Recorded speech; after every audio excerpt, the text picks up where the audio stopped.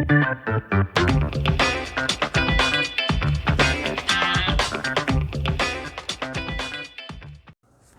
I'm John. Thanks for joining me for this video. Now, if you watched the very end of the Jerry video, I think it was episode 5, you'll know what the next build is, because I had a little Easter egg there. I'm going to be building this 1/35th scale Fist of War IJA Tactical SPG Kabuto Kai with experimental 12cm gun, which basically means this walking tanky thing here. Now, the Fist of War series is kind of an alternate timeline that I'm just kind of looking at the little bit of English that's on the side of the box. It says it, it imagines that World War II was delayed by, the end of World War II was delayed by 2 years, and the Germans came up with walking tanky things, and then they proliferated throughout the world, and then whatever happened.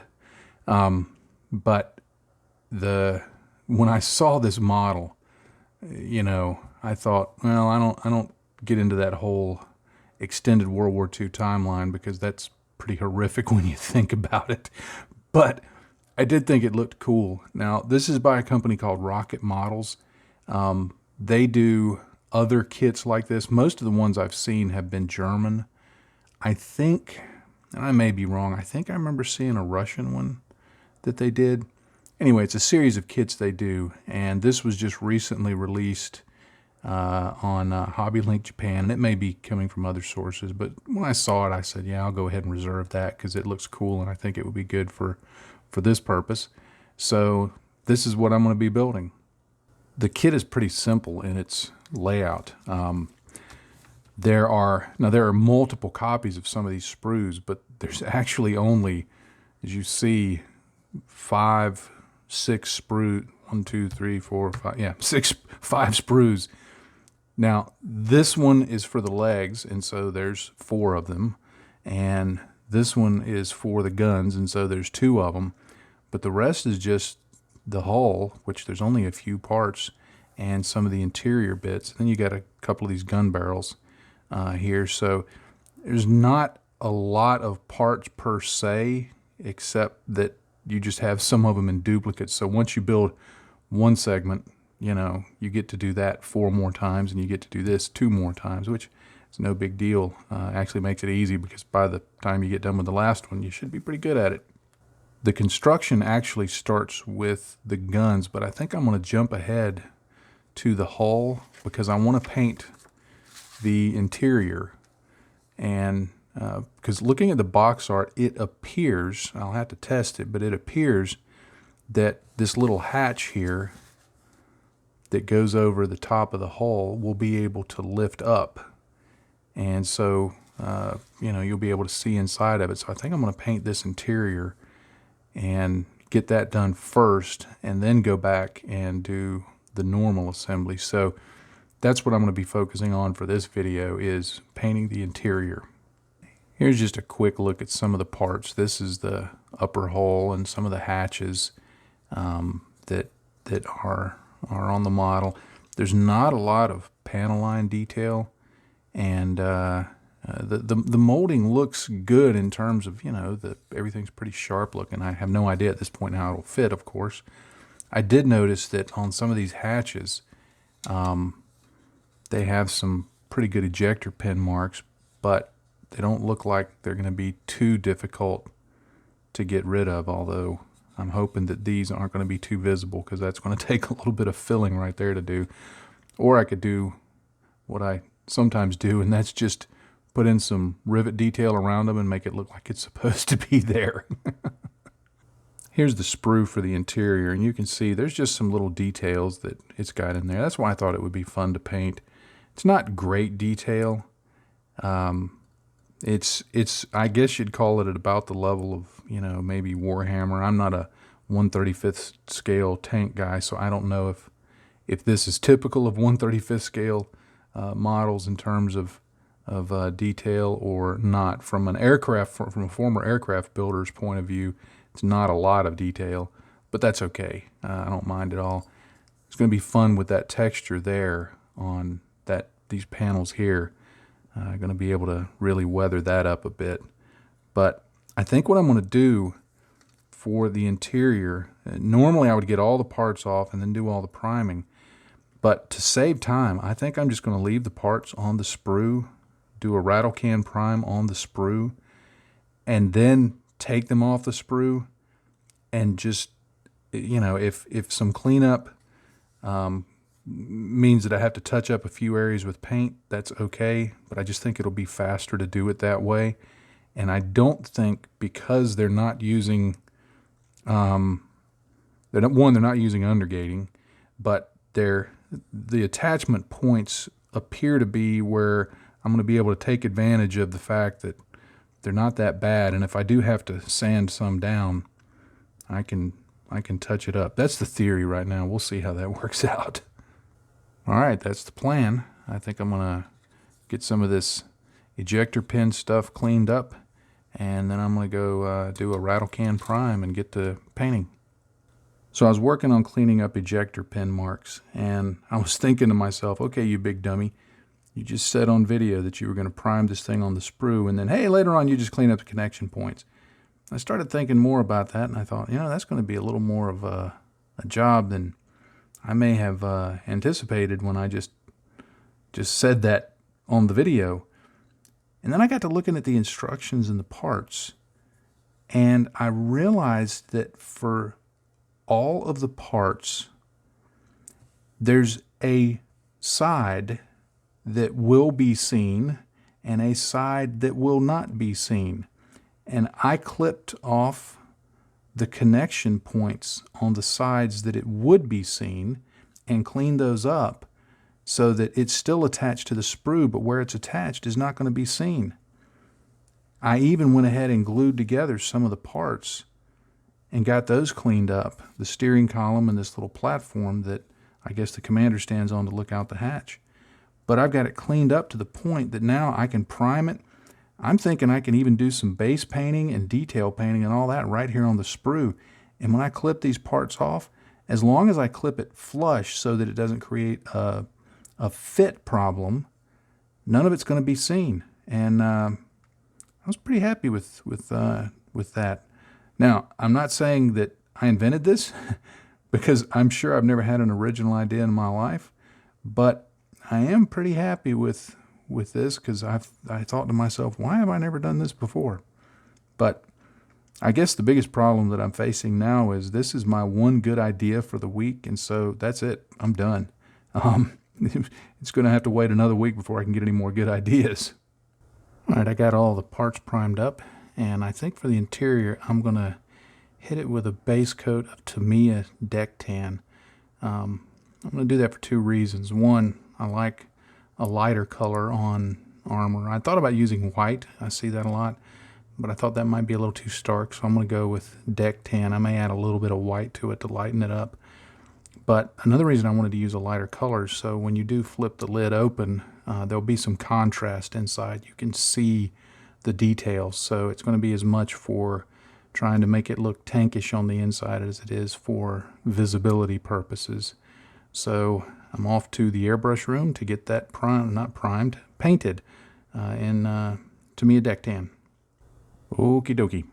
I've got everything painted in deck tan, and I just airbrushed it on. I airbrushed it on while it was still connected to the whole sprue, and then after getting everything airbrushed on, I clipped off the parts, leaving them on the sprue, of course, but just making them a little easier to get to, a little easier to handle. And you see the big shell of the interior. I had been looking at it initially thinking this was the interior, and then I started looking at the instructions and realized, no, that's the inside. This is the bottom. So had to self-correct there a little bit. But what I'm going to do now is I'm going to do the chipping, because if you've ever been inside any kind of military vehicle, especially an armored one that there's people moving around in it, they get scuffed up. They get dirty. They get scuffed up. And the more people moving around, then the more scuffed they get. So I'm going to start by doing the chipping before I paint anything else, because a lot of these pieces, like these seat backs, I'm going to do those in some kind of, olive green kind of color. But it'll be easier to do the chipping before I paint all of that on, and to try and, so I don't have to try and avoid that color. And the same way with like these radios here, or whatever this is. I'm assuming it's some kind of radio. I'm going to paint the face of this black, but I want the top of this to be scuffed up quite a bit. These floor plates, they're not going to have another color on them. They've got this texture on them that's kind of cool. So I'm going to chip those up fairly heavily. And my plan right now is to then later go back with some graphite and just add some shine to some of those edges, to make it look like not only is it chipped and kind of rusty and dingy and dirty, but from the wear and tear, some of those edges are still shiny. Because, again, if you've been inside a military vehicle, you'll know what I'm talking about. My frame of reference for this is actually from real world. One time in Somalia, I had to do, me and my team had to do a mission with some troops from Pakistan, and we rode around there in Mogadishu in the back of one of their M113 armored personnel carriers. And I got to tell you, that was one of the scariest trips of my life. Thankfully, nothing too dramatic happened, but I just kept picturing a RPG just ripping through the side of that thing. And then we would all be toast on the inside. But, I remember looking around inside of it. It was this kind of tan. It was maybe a little lighter, but it was a whitish tan color. And man, it was just scuffed up, because this thing had probably been around, I'm guessing, since the 50s or 60s. And it had been probably, passed on, handed down, surplus U.S. Army kind of stuff. And it was just scuffed beyond imagination inside that thing. And there was bare metal that was shiny from people rubbing up against it. And there was stuff that looked like it had somewhat rusted. And there was dirt and smears. And, I mean, honestly, there was blood and, stains of blood and stuff. So it was really, when I think of the interior of a vehicle, that's the image that comes to mind. So I'm going to be trying to add a little bit of that into this. For the chipping, I'm going to use this chocolate brown color from Vallejo. I used to get a specific, bottle that was made for chipping. And as it was getting low, I thought, well, what can I find that will, work like that? Then I found this chipping one also from Vallejo, but from their Mecha Color line. And I'm not seeing any difference. The only difference is this one is quite a bit thinner. And it's great for airbrushing. I mean, I love their Mecha Color line, but I realized I just need to get chocolate brown, and I can thin that however I want. I don't have to add Spanish water. I can just add my own, Parkton, North Carolina water.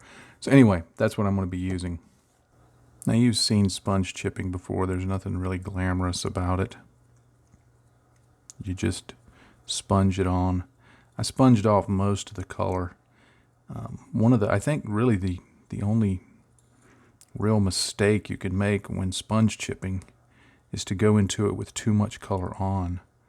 And you might get, let me see if I've got some on the edges. I may have gotten it off sufficiently. But if you just damp off most of it onto a paper towel like that, then you're going to get a much lighter pattern. It will take longer to build up, but you'll be more in control of the process by taking a little more time to damp that off. Not damp it off, tamp it off. But I'm just going to chip this fairly heavily, because the floor is going to be, of course, walked on and scuffed up. So I want that to look very chipped. And like I said, I'll go back and add some graphite effects to it to give it a little bit of shine. And I'll do that on a lot of the edges. But all I'm looking for here, I need to go a little heavier. I sit here and talk about, you don't want to go too heavy, and I'm getting a little impatient.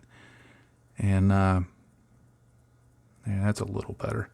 But what I'm looking for is just to look at the edges and see what's going to get walked on, what's going to get rubbed up against. Like when you're climbing in and out of a vehicle that has a hatch on the top, you often have to step down on, like this is going to be near the rear of it, and you often have to step down onto things to then step, they're meant to be steps. So, what you want to do is look at, when you're building a vehicle like this, when you're working on the interior, is look for areas that are beneath where the hatches would be. And then those are the areas that you really want to scuff up, because that's where people are going to be stepping. Now, this is going to be further back into the interior, so this one doesn't need to be as heavy. But one of the realities of being inside an armored vehicle is when you're in the field, that's where you live. That's your home away from home. Even if you're not staying in it necessarily all night, every night, you put in cases of water, cases of food. There's ammo crates. There are, I remember one guy on my team, one vehicle, the guy liked carrying around his acoustic guitar. And if things were calm, he would quite often sit and strum on his acoustic guitar. So those are all things to think about when you're doing your interiors and your chipping and stuff like that. So I'm going to continue using this brown color and get the chipping done. And then when I'm done, I'll come back and do some more painting. All right, I've got the chipping done, and I want to do some of the black details. And for this, I'm going to use German gray from Vallejo. Now, the reason I like using this is because of scale. And by that, I mean, if you've ever heard the discussions on scale effect, and by that, what people are referring to, if you ever hear that term, if you've not heard it, what they're referring to is, and I hope I've got this in focus, is the effect of how black looks at a distance, that it, unless it's just complete shadow, it doesn't look as pure black. It'll tend to gray out as you move away from it. And so a lot of people get, frankly, some people get really hung up on the whole scale effect thing. And they're real careful, that if it's this scale of model, you need to add this much white to your mix of black, and if it's this scale, you need to add this much. I just find that basically, if I use a German gray on smaller things and black gray on bigger things, it tends to work out in the end, because rarely will you see pure black except in shadow, deep shadow, like you're looking into a cave kind of shadow. There's no light at all. Everything else is going to be some sort of a shade of gray. So anyway, that's probably far too much discussion on why I picked German gray. And I'm just going to go ahead and do these faces like this. And then the bezel around it, I'm going to go back and I'm actually going to paint gray just to kind of clean that up, a lighter gray. But I'll continue doing this on the other pieces that I think need the black. I'm going to do that whole face on this radio here black. I think that'll be a nice detail. And then move on to another color. For the seat padding, I'm going to use this Vallejo USA Olive Drab. These upper seat areas are fairly well defined, so I'm just going to go in and brush that on. I'll probably have to do a dunking on it, 2 thin coats, because of course the paint is thinned down, so it's not completely opaque, but that's by design. And I'm just going to paint them this olive drab, and then I'll come back later and do a little bit of effects on them to just give them some worn appearance, to kind of highlight the edges. And I don't know that I'm going to do any kind of gradient as if light is falling on it. I think that might be overselling the point, but I will, well, I've got my brush loaded up heavy. That's okay though. I will do some effects to just give them a little bit of a textured look, a worn look, and hopefully that when somebody when the eventual buyer, when they pop this open, they'll like the way it looks. So obviously I got to do a few more coats of that. Another thing to note, if you're building this, the lower portions of the seat look rather flat, but if you look very careful, there is just the slightest separation between this support and the seat. So I'm taking that to mean that there are two metal pieces here, and then there's simply a canvas piece that wraps around them. That's the way I'm going to interpret it in my painting. So I'll paint all the way around the edge and just leave this area here just poking out. All right, I've got those seat backings painted, and while I've still got this olive drab in my palette, I want to do just a very little bit of localized, very focused dry brushing around the edges and onto the faces of it, just to give it a little bit of a textured look, a worn look, because the edges of those canvas seats get fairly worn and faded.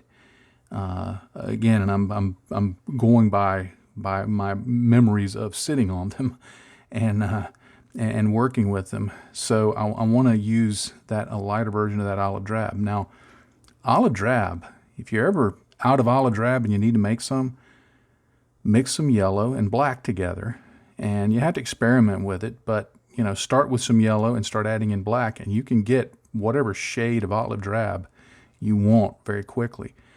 So to lighten it up, I could use yellow, but yellow is going to keep the color, whatever saturation it has, this is going to keep it that way and actually add to it.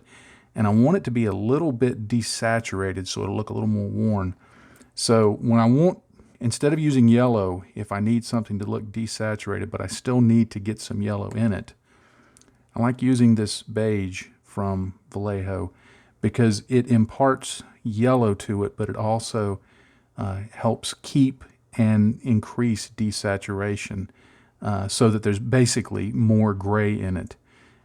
So this is a good color to have in place of yellow when you need to lighten something up. So I'm going to put a little bit of this in there and then get those painted up.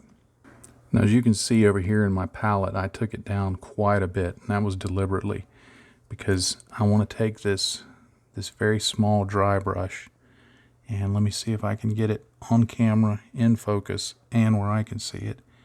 But I'm just going to hit the edges like that, and if it ends up looking a little scratchy, that's okay, because I'm looking for kind of a worn fabric effect there on that edge.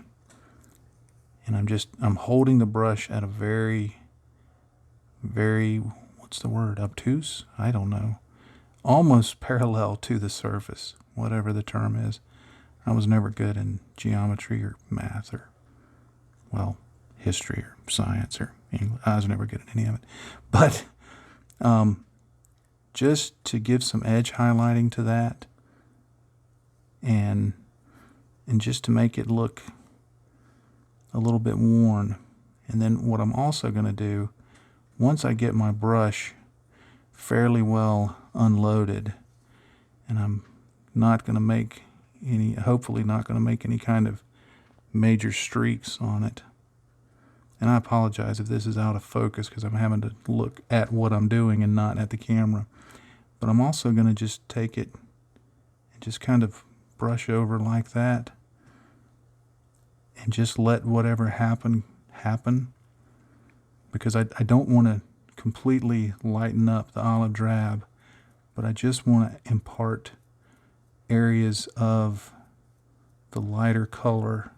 You see how that's starting to develop here? And all that's doing is giving just a little bit of life to the seat pad. Just a little bit. It actually, as I'm looking at it on camera, it looks a lot more stark than it actually is. And I try to leave a little bit of a rim around it that's dark so that it makes a transition from the light edge highlighting that I did to a darker color, and then the scuffing that would take place from the soldiers sitting against the seat. So I'll continue doing that on these parts. And I've got those painted up, And you can see, and up close, you can see the little grains and things like that. But as you get further away from it, which is a normal viewing distance, I mean, this is right now, this is only about 6 inches from the camera, then it starts getting a little bit of that faded effect. Now what I did, something I heard, and I realized, oh wow, that's true. When you dry brush something, the first layer of dry brushing may not look like you want it. But as I was watching a channel recently called Artis Opus, he does Warhammer minis and stuff like that. Great channel on YouTube to check out. But he said dry brushing likes to go over dry brushing. So remembering that, what I did was I put down a layer of dry brushing, and I didn't worry if it looked great.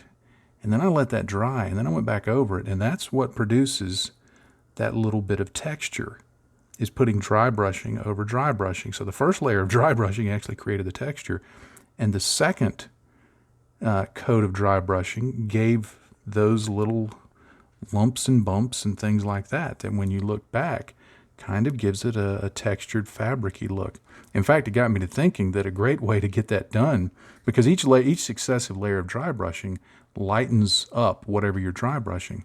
And I thought, a great way to get started with that would be to paint the base coat, make sure that's good and smooth, and then dry brush the face of it with the base color, creating the texture. And then your next layer of dry brushing will go over it, but it won't be lightening it down so much if that's not what you want. So I'm going to have to try that out sometime if I remember.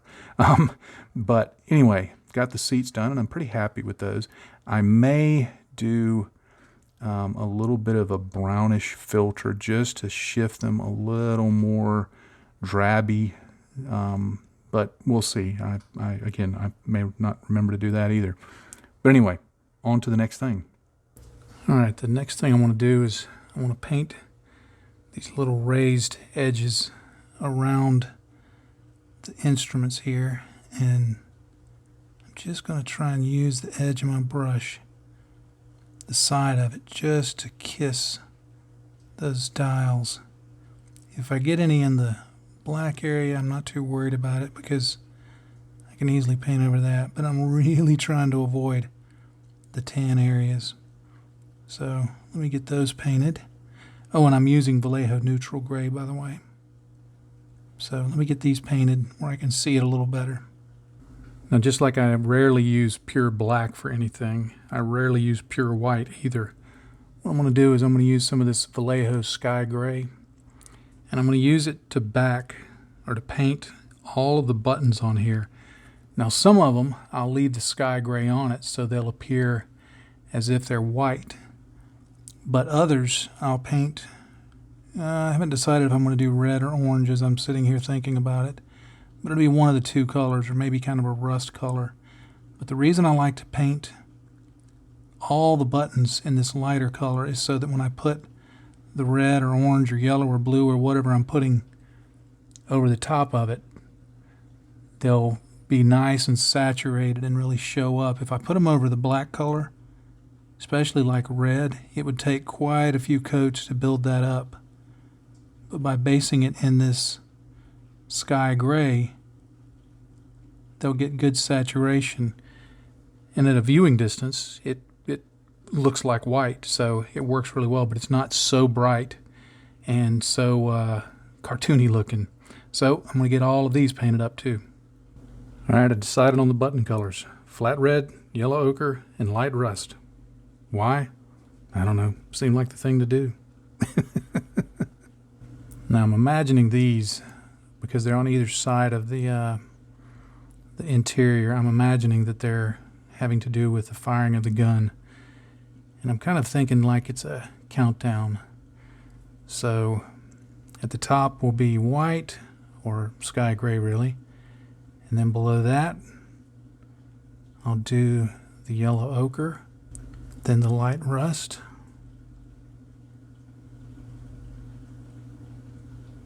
and then the red.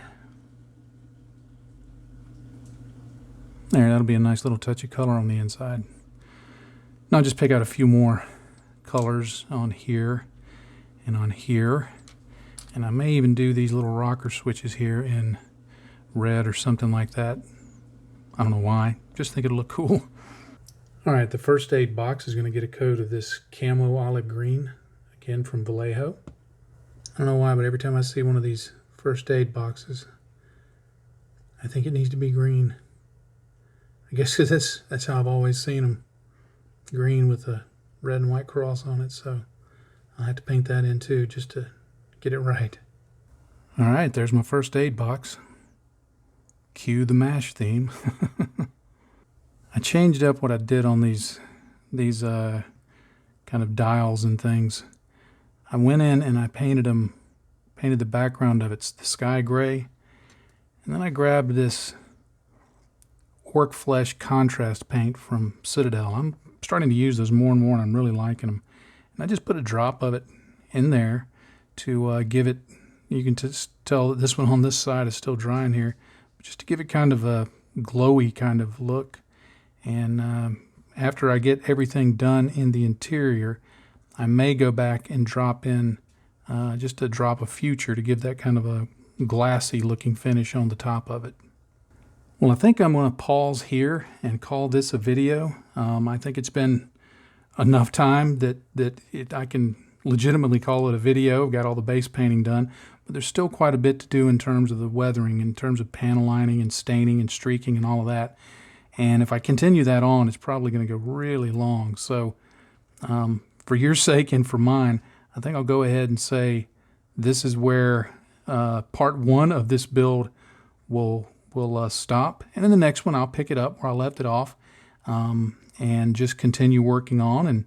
And we'll see where we get in that one. And when I get to a reasonable amount of time, we'll call it a halt there. It's something I want to try doing on some of these builds because I know they get a little long. And, you know, I want to be thorough and show everything. But I started thinking, you know, I don't necessarily have to stop when a section is done. I can just stop at a time, wrap it up about that time, and say, okay, we'll do it more in the next one. So I thought I'd just try that out. Let me know what you think. If that works for you, or if you think, hey, finishing the whole section up and doing it in a longer video is better, let me know that too. And it's something I'll, you know, I'll think about it and I'll add into the mix and stir it into the pot, and we'll see where we come out. But thank you so much for being a patron. This is a Patreon exclusive build, so I am very grateful that you have chosen to stand by me and make what I do possible. As I say it, and I try to say it in all the videos, what you do as a patron really does make this possible for us, because we wouldn't be able for me to do it as I say, at the pace I do, at with the materials I do, and the things the way that I do it in terms of, you know, on YouTube and on the blog and with the equipment I get and stuff like that. Just wouldn't be able to do it without you. So thank you very much. It's a blessing to me. It's a blessing to my family. So until the next episode, I'll always want to remind you, in this hobby, if you're not having fun, you're doing it wrong. Happy day to you, friends. Bye-bye.